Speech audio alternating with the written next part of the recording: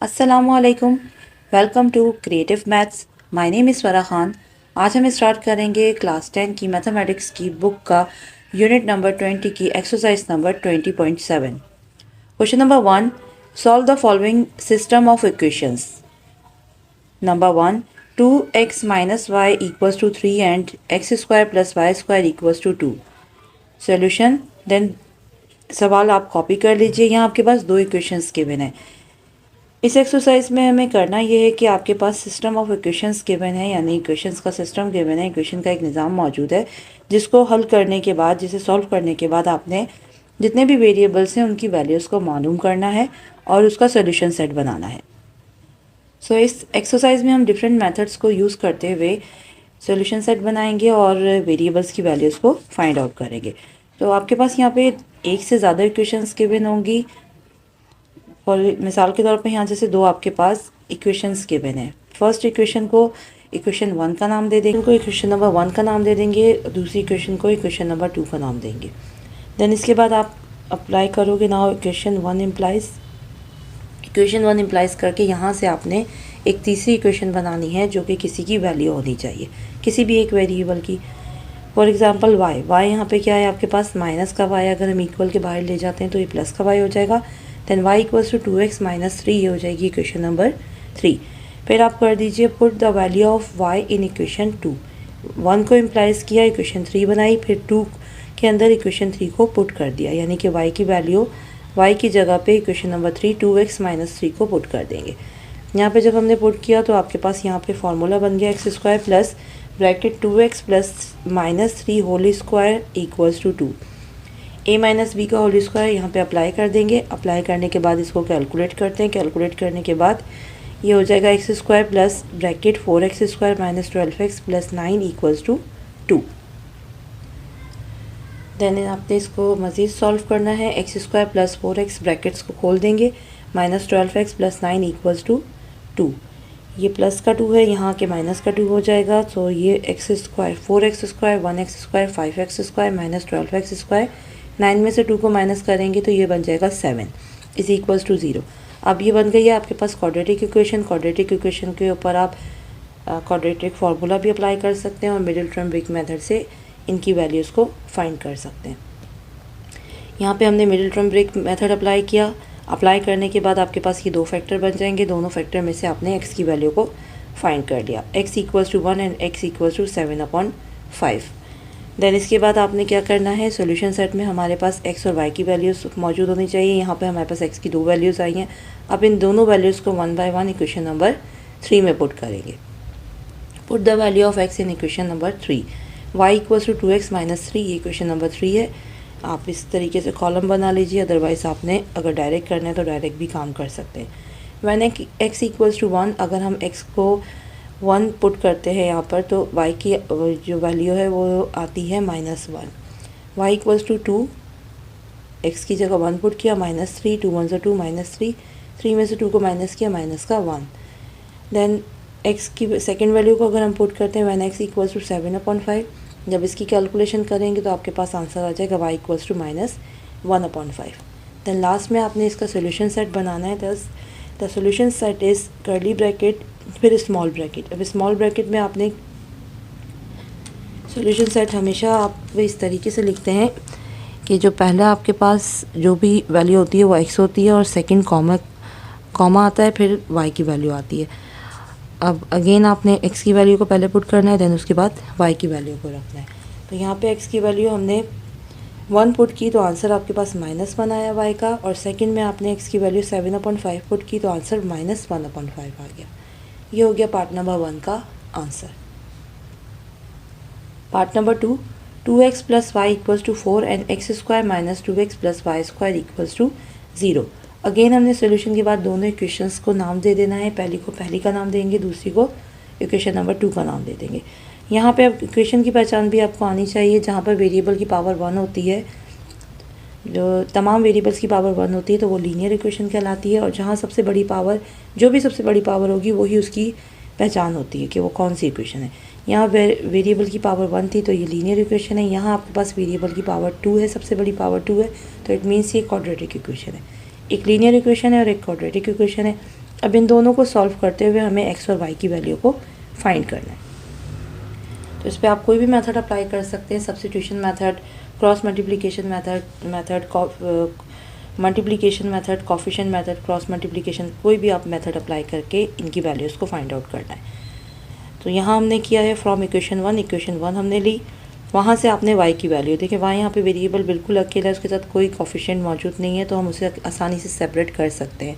इस वजह से यहाँ से हमने y की वैल्यू को सेपरेट किया और ये इक्वेशन बन जाएगी 3। जो वैल्यू आप यूज़ करके कोई नई इक्वेशन बना रहे हो, देन उसके बाद जो इक्वेशन आपके पास यूज़ नहीं हुई है उसमें वैल्यू को पुट करना है। So substitute the value of y in equation number 2। Equation number 2 में आप y की वैल्यूज़ को पुट कर दीजिए। y की वैल्यू को यहाँ पुट किया तो अगेन आपके पास फार्मूला अप्लाई हो रहा है 4 minus 2x whole square. It means a minus B का होल स्क्वायर यहाँ पे अप्लाई हुआ। फार्मूला अप्लाई कर दीजिए। करने के बाद आपने इसको कैलकुलेट करना है। कैलकुलेशन करने के बाद आपके पास यहाँ पर ये क्वाड्रेटिक इक्वेशन बन जाएगी 5x square minus 18x plus 16 equals to 0। अब यहाँ आप चाहें तो मिडिल टर्म ब्रेक मेथड भी अप्लाई कर सकते हैं या फिर क्वाड्रेटिक फार्मूला भी अप्लाई कर सकते हैं। So middle term break method आसान है, हमने उसे अप्लाई किया। सो यहाँ से आपके पास दो फैक्टर बन गए x minus 2 and 5x minus 8 equals to 0। x minus 2 को 0 के इक्वल करेंगे और दूसरे फैक्टर को भी 0 के इक्वल करेंगे और फिर x की वैल्यू को फाइंड कर लेंगे। x minus 2 equals to 0, x equals to 2, एक x की वैल्यू 2 आ गई। Then 5x minus 8 equals to 0, minus 8 plus का 8 हो जाएगा इक्वल के बाहर जाके, और यहाँ 5 मल्टीप्लाई हो रहा है, यहाँ के डिवाइड हो गया। x equals to 8/5। So x की दो वैल्यूज़ आ गई। अब इन दोनों वैल्यूज़ को आपने क्वेश्चन नंबर 3 में 1 बाय 1 पुट करना है और y की भी दो वैल्यूज़ को फाइंड करना है। Substitute the values of x in equation number 3। y equals to 4 minus 2x when x equals to 2। अगर x 2 के बराबर है देन y इक्वल हो जाएगा 0 के। 4 minus 2x, 4 minus 2, 2 multiply by 2 equals to 4, plus और माइनस दोनों कैंसिल आउट हो जाएंगे और आंसर आ जाएगा 0। वैन x इक्वल्स टू 8/5, अगर x जो है 8/5 के बराबर है then y equals to 4 minus 2x। 4 minus 2x bracket 8/5, 8 2 ज़ा 16, फिर हमने इसका एलसीएम लिया। एलसीएम लेने के बाद y का आंसर आ गया 4/5। Thus the solution set is curly bracket 2 0, 2 put किया तो आंसर आपके पास y 0 आया। देन x आपने 8/5 पुट किया तो आंसर 4/5 आ गया। ये हो जाएगा आपके पास क्वेश्चन नंबर 2 का answer. Question number 3, 4/x plus 3/y equals to 2। First equation ये गिवन है and 4x plus 3y equals to 25। Second equation आपके पास ये गिवन है। सबसे पहले आपने फर्स्ट इक्वेशन कॉपी करनी है। कॉपी करने के बाद इसका एलसीएम ले लेना है। एलसीएम लेने के बाद इसको थोड़ा सा सॉल्व करेंगे। सॉल्व करने के बाद आपने इसे इक्वेशन नंबर 1 बनाना है। ठीक है, तो यहाँ पे भी बना सकते थे बट यहाँ से अगर बनाते तो हमारा सवाल थोड़ा सा और लंबा हो जाता, तो हमने इसको थोड़ा सा सॉल्व करने के बाद इक्वेशन 1 बनानी है और इक्वेशन 2 ऑलरेडी सॉल्व हुई हुई है। इक्वेशन 2 ये हो जाएगी। अब यहाँ से आप जो इक्वेशन आपको आसान लग रही है आपने उसको कॉपी करना है और वहाँ से किसी भी एक वेरिएबल की वैल्यू को फाइंड करना है। तो यहाँ पे हमारे पास इक्वेशन नंबर 2 जो है हमें थोड़ी आसान लग रही है क्योंकि यहाँ पे वेरिएबल्स 2 मौजूद है मल्टीप्लिकेशन में, यहाँ पर एक ही है, तो हम यहाँ से सेपरेट कर सकते हैं x को। सो यहाँ से हमने x को सेपरेट किया। 4x plus 3y equals to 25। Plus का 3x है, वहाँ जाके माइनस का 3x हो जाएगा और 4 जो है मल्टीप्लाई हो रहा है x के साथ, यहाँ के डिवाइड हो जाएगा। ये बन जाएगी इक्वेशन नंबर 3। अब इस इक्वेशन नंबर 3 को आपने पुट करना है इक्वेशन नंबर 1 में। Put the value of x in equation number 1। Equation 1 आपके पास गिवन है 3x plus 4y equals to 2xy। जहाँ जहाँ x मौजूद है वहाँ पर आपने x की वैल्यूज़ को पुट कर दिया। पुट करने के बाद जो कैंसिल हो रहा था उसे कैंसिल आउट कर दिया। अब कैंसिल आउट करने के बाद देखें यहाँ पे 4 है और यहाँ आपके पास 2 बच गया। इक्वल के बाहर है, डिवाइड हो रहा है, यहाँ लेकर आएंगे तो मल्टीप्लाई हो जाएगा, एक स्टेप और बढ़ जाएगा। तो हमने क्या किया, यहीं से इसको डायरेक्ट कैंसिल कर दिया। 2 1 ज़ा 2, 2 2 ज़ा 4। देन उसके बाद आपने इसका एलसीएम लिया। 2 4 ज़ा 16 हो जाएगा। 16 का एलसीएम लेने के बाद 2 को इक्वल के बाहर जाके मल्टीप्लाई कर दिया। ये सारी कैलकुलेशन है। कैलकुलेशन आप लोगों को जैसे आसान लगे आप उस अपने मुताबिक कीजिए। ठीक है, ज़रूरी नहीं है इसी को फॉलो करना है।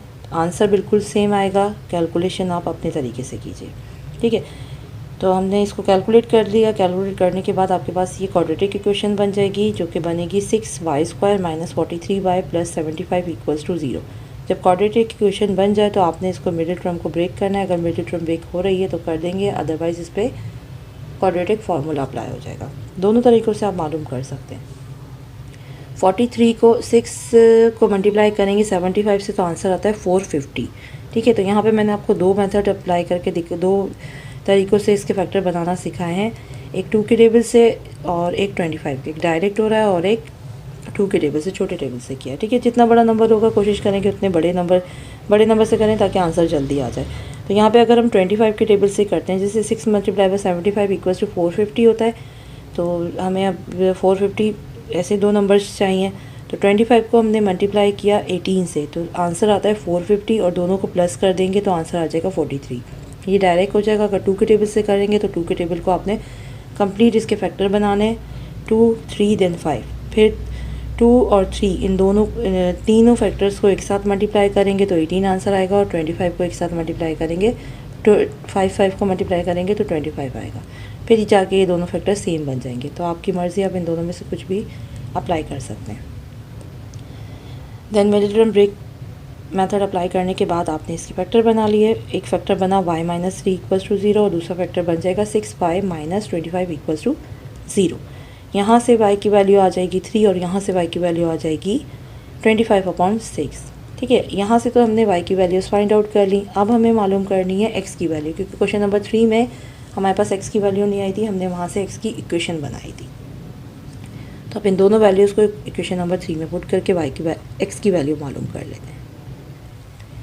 Put the value of y in equation number 3, x = 25 - 3y / 4। When y = 3, जब आप 3 पुट करेंगे y की जगह पर, तो जब कैलकुलेशन करेंगे तो आंसर आ जाएगा x = 4 प्लस का 4। और सेकंड, आप जब y की वैल्यू 25/6 पुट करेंगे कैलकुलेशन करने के बाद, आपका आंसर आ जाएगा x = 25/8। सॉल्यूशन सेट आपके पास बनेगा x 4, then y = 3, x 25/8, then y = 25/6। Question number 3 यहाँ पर आपके पास कंप्लीट होता है।